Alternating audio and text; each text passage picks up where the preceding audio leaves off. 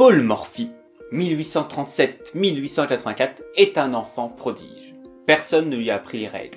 À force de regarder sa famille jouer, il saisit les règles et la stratégie qui va avec. Dans la trentaine, il arrêta de jouer, jugeant, comme le reste de la société à l'époque, que les échecs ne sied pas à un gentilhomme.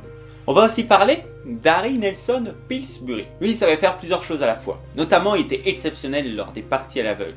Il pouvait jouer jusqu'à 22 parties en même temps à l'aveugle, sans voir l'échiquier juste en disant les coups, ou alors jouer à l'aveugle une partie d'échecs, une partie de dames, une partie de jeu de cartes, tout en récitant une liste de mots compliqués, choisis par le public.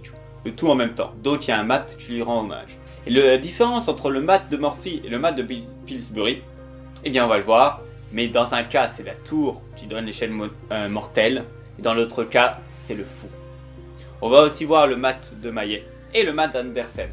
Si tout est mis ensemble, c'est parce que ils sont pas très différents les uns des autres. Et donc si vous les avez à l'esprit, qu'importe le nom du mat, vous allez pouvoir le mettre en action. Ok, donc commençons par le mat de Morphy. Morphy, cet enfant prodige. Eh bien le voilà, hein. Voilà. Disposition particulière avec un roc qui a priori était derrière un fianchetto. Il devait y avoir un pion noir certainement ici. Et on voit qu'il y a le fou qui est arrivé. Voilà, sorte de mat de couloir mais avec un grand trou. Heureusement il y a le fou. Ah, ici le mat de Pillsbury. Voilà. Donc on voit que dans le mat de Morphy, hop, c'est la tour qui donne l'échec mortel. Dans le mat de Pillsbury, c'est le fou qui donne l'échec mortel. Ok. Le mat de Maillet. Alors je vous ai pas parlé de Maillet, hein. Pourquoi ? Parce que je n'ai aucune idée d'où vient ce nom de mat de Maillet. Tout le monde l'appelle comme ça, mais voilà. De là on retrouve cette disposition particulière, elle est 3 pions. Mais et le fou et la tour, mais la tour elle a rusé et elle est passée par ici. Pour faire le mat. Ok, et le dernier, voilà. La différence entre le mat de Maillet et le mat d'Andersen, c'est bien la peine de mettre un nom différent. C'est juste que dans le mat d'Andersen, qui était qu'un enseignant tranquille, hein, sauf sur l'échiquier. Sur l'échiquier, il était redoutable, hein, mais sinon, c'était un enseignant respectable. Voilà, donc sur l'échiquier, c'est remplacé par une dame pour le mat d'Andersen. Bon, vous vous en doutez, ce qui nous intéresse, c'est pas de retenir les nuances entre les différents types de maths, ça c'est la culture générale, mais de voir comment les placer avec panache sur l'échiquier. Alors, on va faire ensemble 3 exercices. C'est à chaque fois des maths de Morphy, mais en fait, vous allez voir, on flirte avec les différents types de maths en fonction des menaces. La menace est plus forte que l'exécution, donc ça nous va très bien. Donc la stratégie de recherche, comme d'habitude, pour ces types de leçons, c'est avoir en tête vraiment l'esprit du maths, comment se placer, se prendre pour Dieu, et hop, voir après comment faire. Vous pouvez vous référer au PIC aussi, photographier, imaginer, calculer.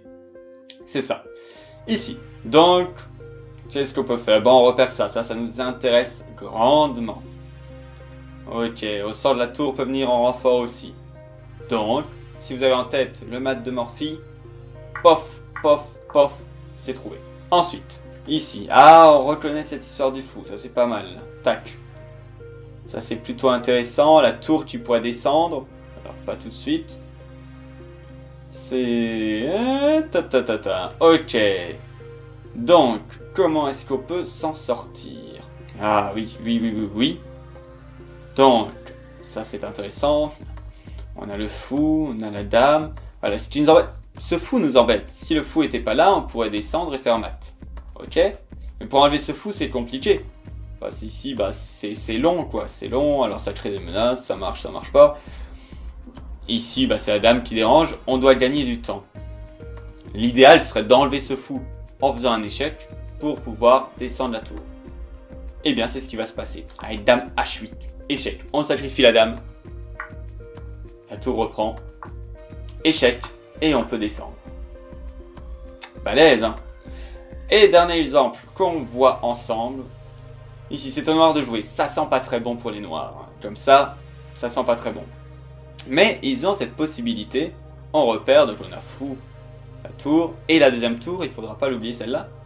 Alors on repère qu'on peut prendre ici. Le problème c'est que, surprise, le roi qui bouge là, on peut faire une attaque à la découverte. Mais voilà, si on revient en arrière, l'attaque à la découverte est contrée. Là, on va utiliser la puissance du double échec. Vous vous en souvenez? On y va. Échec, on bouge. Et c'est là le coup difficile à trouver. C'est qu'on fait un double échec. Et oui, comme ça, la tour ne peut pas reprendre, car c'est l'échec là. Et le fou qui est en prise ne peut pas être pris, car c'est l'échec ici. Donc, le roi est obligé de prendre, on peut ramener l'autre tour. Et c'est le mat qui s'ensuit. Ok, d'où l'importance d'avoir bien le pattern en tête et de faire les exercices. Et de les faire, et de les faire. Bravo! Écoutez, un petit message personnel de vous à moi. Vous avancez vachement bien dans la formation tout de même. Là, vous avez déjà eu pas mal de bases. Votre baluchon doit déjà être plein au niveau des exercices. Donc bravo, bravo à vous. Et je vous dis à très vite pour la suite. Je sens que le badass ou la badass en vous se réveille. À très vite.